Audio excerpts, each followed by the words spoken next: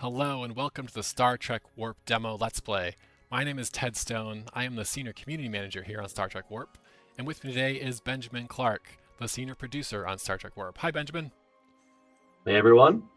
Thank you for joining us, and thank you everyone out there for joining us. Today we're going to take a quick look at the game and jump in and play some of the demo, which is now available on Steam as part of Steam Next Fest. So let's take it away. Benjamin, what is Star Trek Warp? Star Trek Warp is a collectible card game set in the world of Star Trek. It has dynamic 7-lane battles, which require some tactics to do. It's more than just one against one. It's tactical involved. And there are unique lore pieces and IP-related items that show distinct play styles. And ships heavily designate which battle style you're playing with. So your deck is based on the ship you pick and who you're bringing on that ship with you? Yes, exactly. Great. All right. And so the demo is out on Steam. Obviously, it's not the full game. What is included in the demo itself? The demo has tutorial battles. It has to just teach the game. And after that, we have 6 prepared battles, which is one ship and a deck for that ship against one of the other 6 decks and ships. So you can play through against all the different ones randomly. Correct. All right. On that note, let's jump into it. Here is the game once you load in. Obviously, we mentioned we have the tutorials. Play those. They're super important. Very quick, but very useful in understanding what's happening on the screen in front of you. We're going to skip those today to get right into the game because we want to play as the USS Enterprise. So we jump in. Oh, we got ourselves mirror match. Enterprise against Enterprise. Once, like we said, it's random which of the 6 pre-built decks you're going to play against every time you click the button. And this might actually be good because we'll get the same cards on both deck. We can explain them as we go. Yeah, we'll get to see a lot of them. So what's happened here? We got our cards on the bottom, their ship on the top. Looks like I'm going first. How was that decided? Randomly selected which player goes first. The starting player obviously gets first pick. They get a little bit ahead. The second player receives an extra card that gives them 1 additional energy. Got it. So we'll see them get that in just a moment. All right, speaking of energy, that's what this is. And it's the first turn, so we have 1 energy. And then it ramps up from there. And then the second turn, you max out at 2 energy, then 3 on the third. And it refills to that maximum at every turn. All right. We'll just take a look at the cards I've got here. Characters, locations. You'll see keywords, which are usually the abilities, marked in yellow on the descriptions. Each one of those has a unique attribute for the game. You can, of course, look at those in the glossary if you want deeper explanations. There's a tooltip that explains them as well. Yeah, we highly recommend going to this glossary and taking a look at what is going on over here. Every keyword is listed should you need to look it up. Obviously, when you mouse over, yeah, most of the keywords pop up and give you a little bit of explanation too. Yep. I think the important thing to note for new players is we have a mechanic called momentum, which you can take a card, return it to your draw pile, and you receive a benefit to that card or to your gameplay. The most common one you see right here is you cycle the card and you receive a momentum, which is that greater than sign. And then over here we have another example. Yes, it's an example where momentum is used not only just for cycling, but you use the momentum for a reason. Momentum maxes out at 4, so once you have 4 momentum, James T. Kirk has a +4/+4, which is very strong. Very, very good. All right, so I think we should go ahead and demonstrate cycling with good old Trip here. Yep. Drag it back on, and there it goes. Very nice. I think we should save this one. Look, I'm not an expert for sure on playing here, so you know everyone's gonna be learning right along with me. But that's the start of it. All right. I think it's also worth noting, you'll see we have 2 James T. Kirks in the same hand. We do. One is from the original series and one is from Strange New Worlds. So we have multiple different eras and series of Star Trek in the game. Yes, and not only, we are playing the Enterprise, and this is somewhat a themed Enterprise deck, but you can mix and match, not quite limitlessly, but across the eras, certainly. Whatever Right. kind of special deck you want to do, we can accommodate. Yep. There's no deck building in the demo, but there is full deck building with some restrictions to keep the decks in line. Yes. All right, let's go ahead and get Christine out there, for she is 1 energy cost, so on the board. These are the 7 lanes, I guess we should have mentioned. Yep. And I And guess then the we turn. important thing to note, we'll wait for an opponent token or character to drop on the board. We'll point out how attacking and defending works. Ah, Perfect. perfect. Perfect Look at mirror. that. Love it. Christine against Christine. All right, All and I do right. want to call out, because our opponent went second, they got the Power Surge card. Yep. The player can receive 1 more extra energy 1 time. Helps balance the field on that. My camera went blurry. I'll fix it really quick. While you do that, I'm going to take a closer look at the Christine Chapels that we have on the board. 1 strength for attacking. And then also an ability. Her ability is to heal. And so each card gets an action each turn that can be used to attack, as well as abilities and other things. I love her card because healing is actually super powerful and fantastic, especially when you get something powerful on the board. I think I have to rejoin. Technical difficulties. I'll be right back. Okay.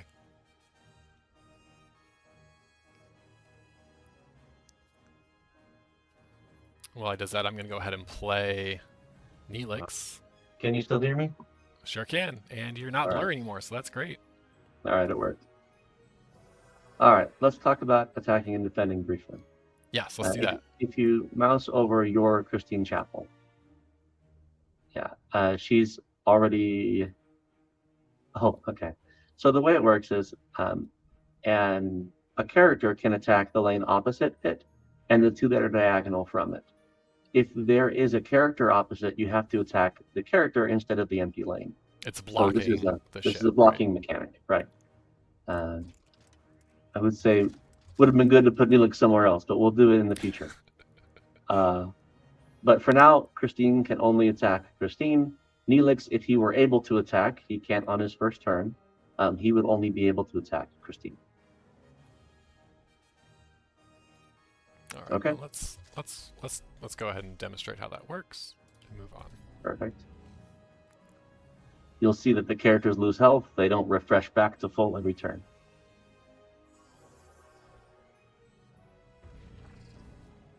Data.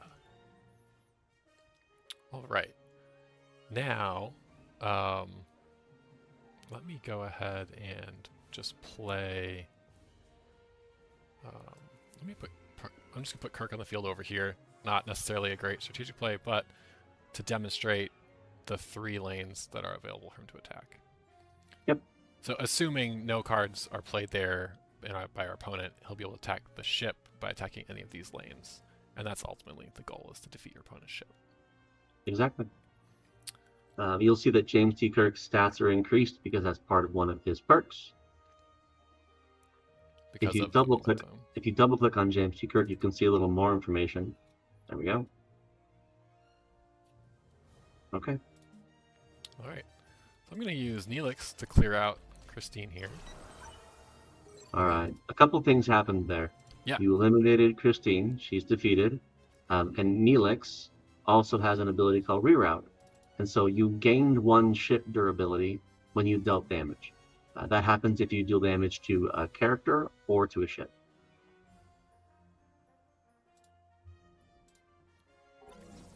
All right. You'll see some cards have abilities. Yes. So yeah, I was explaining that while you were reconnecting. Oh, perfect. Yeah. So there's the heal on Christine to get her back up to full health, because 𝘞𝘢𝘳 is likely going to attack her, or could attack her next time. And we want to keep her alive. Looks like you have the upper hand at this moment. Let's see what happens. 𝘚𝘵𝘢𝘳. I love 𝘚𝘵𝘢. Very powerful. Yep. 𝘚𝘵𝘢 has an excellent ability that's unique to him. where he gives +1/+1 to adjacent characters. But if they're Starfleet, they get +2/+2. And you'll see the Starfleet there is a subtype listed at the bottom of the card. Yeah, and that's why he buffed up 𝘞𝘢𝘳, who was unable to defeat our Christine. But that is okay. I think it would be nice if you could get your James T. Kirk to the left side of the board to help defend. Do you have any way you can do that? I sure do. So we've got this transporter room right here. Okay. Transporter room is a location. Locations are played on the board in a lane. They go beneath the characters. They usually provide a buff to the character or a benefit or a gameplay mechanic change in some cases. So let's get transporter room down so you can move Kirk over to defend. Yeah. So could drop on either of these guys. I suppose I'll drop it on 𝘞𝘢𝘳 to move Kirk. Yeah, I like that. Now you see location is in play. Yep.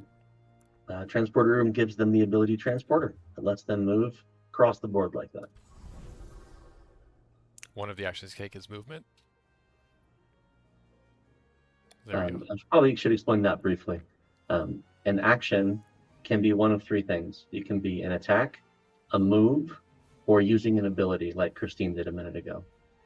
There are certain keywords that allow an extra version of those. For example, if you look at 𝘞𝘢𝘳 right now, he has Swift, which means he can move and attack, or move and use an ability. He only gets an extra move, though. Got it. All right, we have 3 energy left to use. We don't have a 3 energy card, so we're making some choices. 𝘚𝘚𝘢𝘳 is a great card, and we should have talked about this already. So what are warp cards? So 3 cards are attached to each ship. They're received on a regular interval. So every 4 turns, you'll receive the Warp 4 card, and every 7 turns the next, and every 9 turns the next. And these are totally unique per ship. They help define the ship's gameplay, and you usually build your deck around these cards. And just to reiterate that, so Warp 4, I get 𝘚𝘚𝘢𝘳. The 4th turn, I drew 𝘚𝘚𝘢𝘳. I'll also draw it on the 8th turn, and the 12th turn, and so on and so on. Exactly. Okay. Yep. Perfect. So we did get to draw that in addition to our regular draw that turn. Is that correct? That's correct. All right. So we have it. I think we should play it because it's pretty great. During your opponent's turn, it also has Shield 2, and occupying character has Agile. So what is Shield? Shield is 2 damage can be received by the character before they take any damage to their health.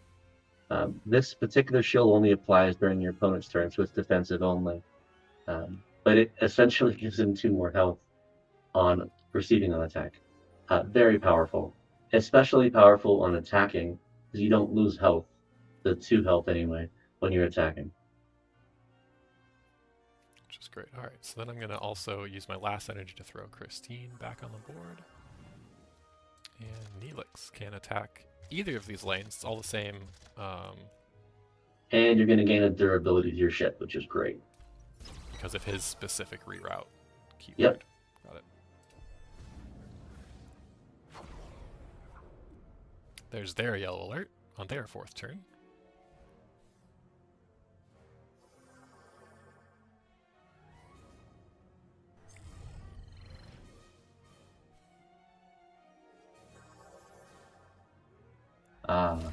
Okay. There's a new mechanic on the board, Defender on 𝘚𝘵𝘢𝘳. Let's check this out. So Defender has to do with the priority of what lanes can be attacked. If you grab 𝘞𝘢𝘳 and just mouse over attacking, you'll see he's only going to be able to attack 𝘚𝘵𝘢𝘳. He can't attack the opposing 𝘞𝘢𝘳 because Defender takes the hit. They're the tank, so to speak. There's a similar ability called Evasive, which lets them fall back in priority instead of going forward in priority. So you have to attack someone else before them. Yes. Got it. Yep. Great. All right. What are you thinking? Well, we've got 5 energy now, so we could get Data on the board. Data is great because he is stronger together with his Starfleet compatriots, and we do have a bunch of them down.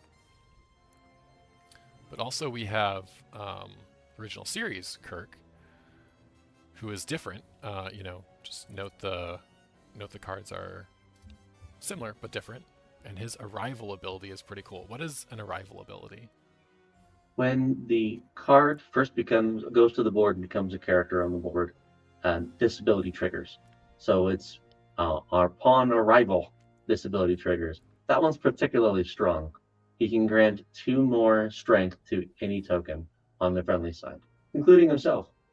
Including himself, of course. Well, why don't we get him down? And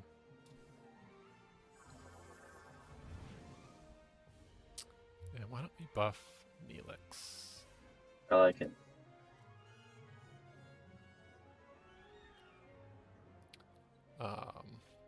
So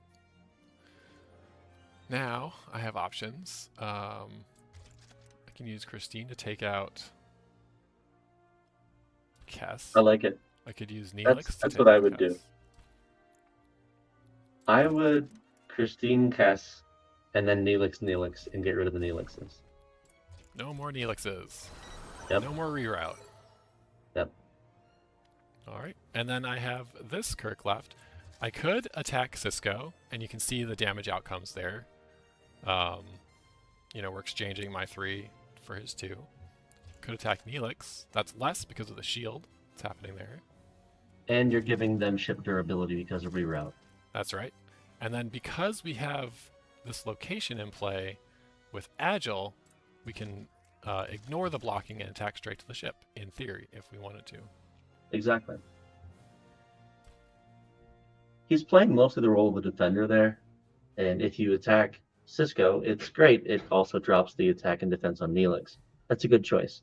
But you could also just leave him as a defender and attack the ship straight. Yeah, I feel like if I were able to kill Cisco, I'd really want to do that right now, but since he'll survive, let's leave Kirk at full health and just go straight for the ship. All right. All right, moving on.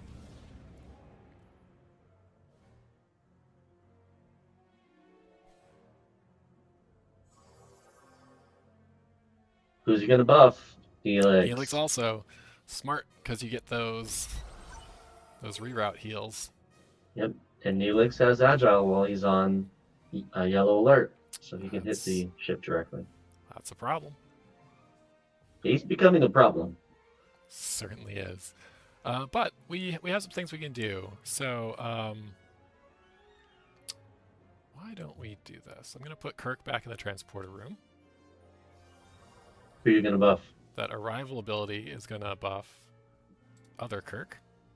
All right. Now I can take out Cisco, and I like doing that.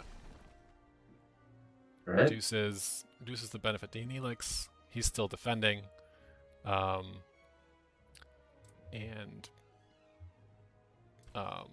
We could move people over to kind of try and help block Neelix. You can also cycle your other James T. Kirk in your hand. Oh, look at which that. gives you 1 more momentum, and it will immediately give a +1/+1 to the James T. Kirk on the board. Should have done that first. Yep.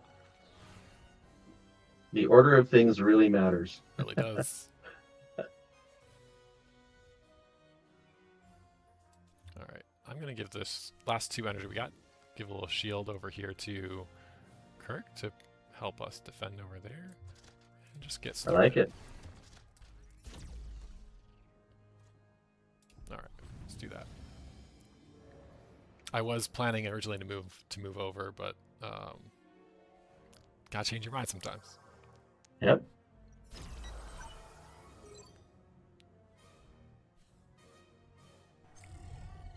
That Neelix is just making that ship more and more strong. It is not great. Gotta get rid of that Neelix. Definitely.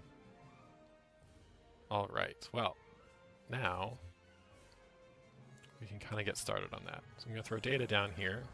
He's strong. I'm going to move this Kirk over here. Now Neelix is blocked. He's going to have to do some damage, take some damage from our good friends here. And let's see.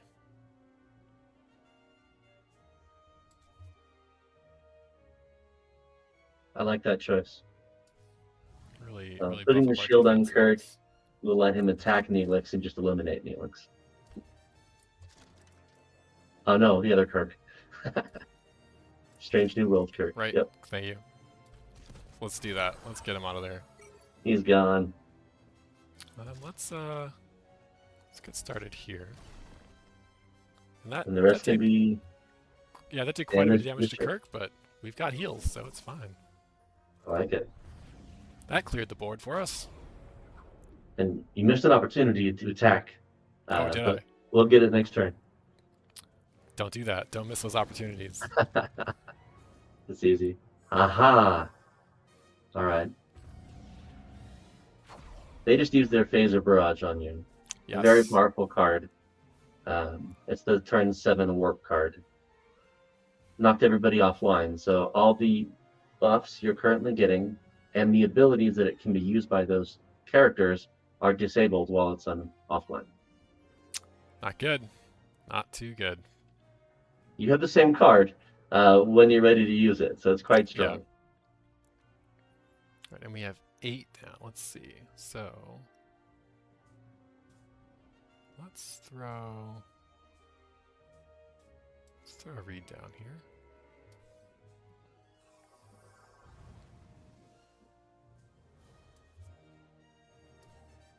Just kind of getting our buffs ready for next time. And so if I did this, we'd do quite a bit of damage, but we would lose our Kirk. So I'm gonna not do that. Because he's offline, he didn't receive that shield. Oh, well, he'll have it next time, right? Correct. Yep. Yeah. That's a good point. But everyone else is clear. So let's get back to work, everybody.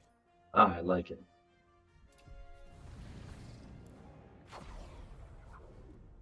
Offline is gone.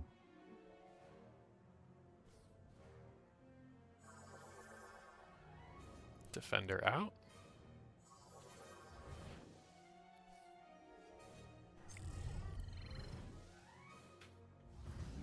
That's Defender out with frustrating. shield.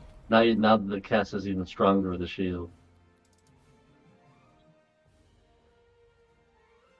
You can see they have not done any cycling with this card, though, for it does not have these buffs.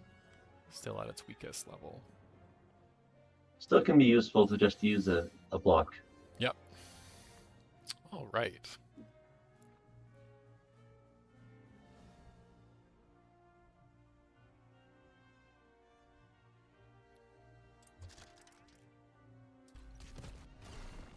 All right, you received your warp 9, or momentum 9 card. Yes. It's a very good card. Essentially, returns everyone who died the previous turn back to your hand. Which would have been great to have a turn ago, right? Yeah, but you've got it. So, should your opponent become very strong and remove 6, most of your characters, bring them back the next turn. Bit of a do-over. Data is very strong. There we go.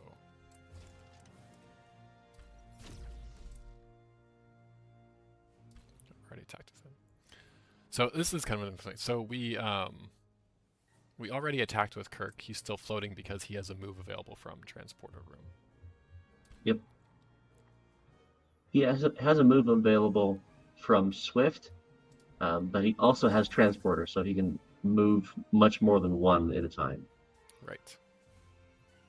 All right, and let's talk about these two. All right.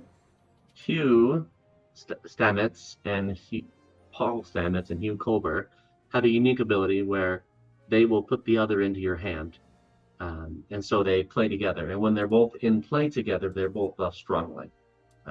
Fun gameplay mechanic with those two. So his arrival ability got Hugh. Yeah, I might as well put him out too. Drop him right down.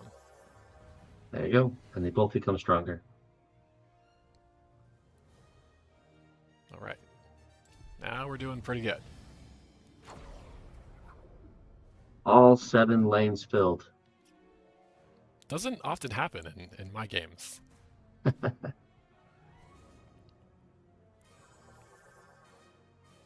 blocker down. Cycled Malcolm for more momentum. They're at, oh, they're just at 1.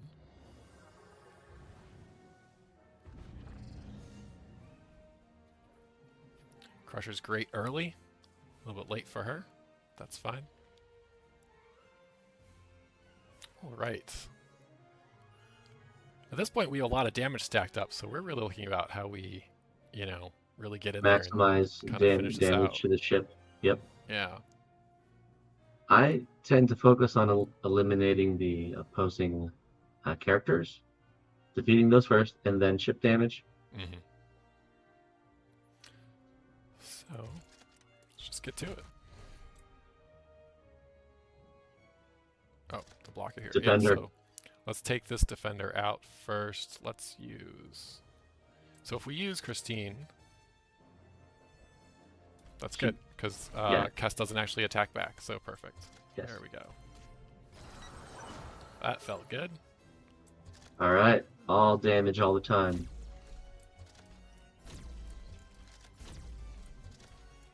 Oh, very close. That hurts.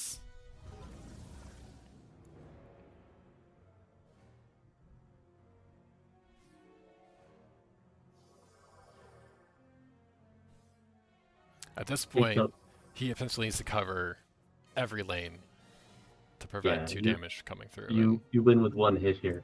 Just to use it, go ahead and use core maneuver. Oh, sure. Well, no one died last time, so... Oh, I meant phaser barrage. There we go. Just to use it. There we go. So now they're offline. Yep, they're quite a bit easier to remove without the shields. And finish it with data. I like it. Started off a little rocky there with that very powerful early Neelix they had going, but clawed our way back. Got well deployed. I like it. Okay, so that is a quick look at what it's like to play the Enterprise in Star Trek Warp. We hope you've enjoyed this. If you have, make sure to wishlist us on Steam. Follow us on our Steam page for all the latest news. Also join our Discord. We're looking for all of your feedback and comments and questions about your experiences playing the demo as we go. Like I said, we're here with Steam Next Fest and beyond. So stop by and let us know what you think. Thank you, Benjamin. Thank you for joining us. Anytime. I love playing. And thank you, everyone out there. We'll see you next time. Bye-bye. See ya.